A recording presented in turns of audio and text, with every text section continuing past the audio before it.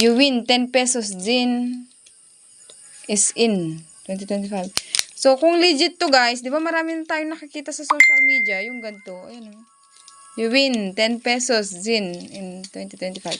So, paano po namin may ano to? Makukuha yung 10 pesos o isa.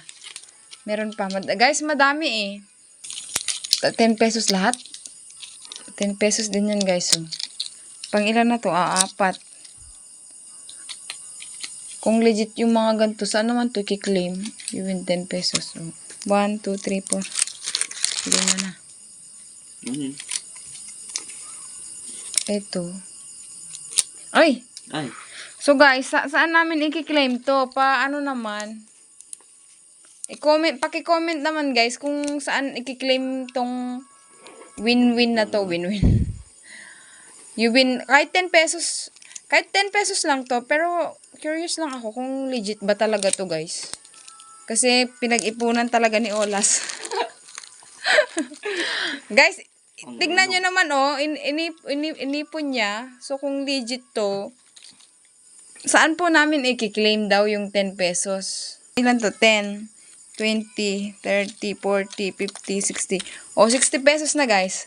Tapos kung saan i-claim to, magkano yung pamasahe?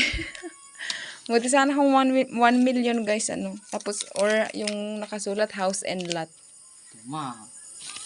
O guys, ikikip niya daw. Saan niya daw i-claim yan? Saan ko i-claim? Kung naman dolas. Ikikikim. Saan? Ngaral. Saan daw po i-claim ni Olas to guys? Tulungan nyo naman daw po siya para sa para sa 60 pesos. Sa Oh.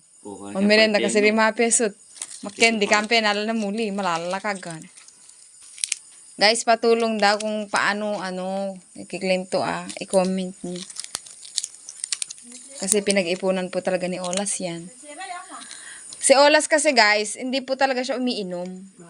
Inuutusan lang siya bumili. Tapos, siya na lang daw yung mag-open para siya yung maunang makakita kung meron bang jackpot dyan sa loob. Pero yung target daw ni Olas guys, yung house and lot. Ayun guys, ang dami. O, meron na 100. Hindi niya nanalatan. O, dulod. Inipon nga daw niya. So, curious kami kung saan namin i-claim.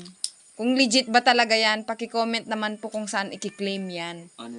Kahit tag 10 pesos. Kung totoo. Saan nga? Kung meron, saan? Bye. Ay, sino yun?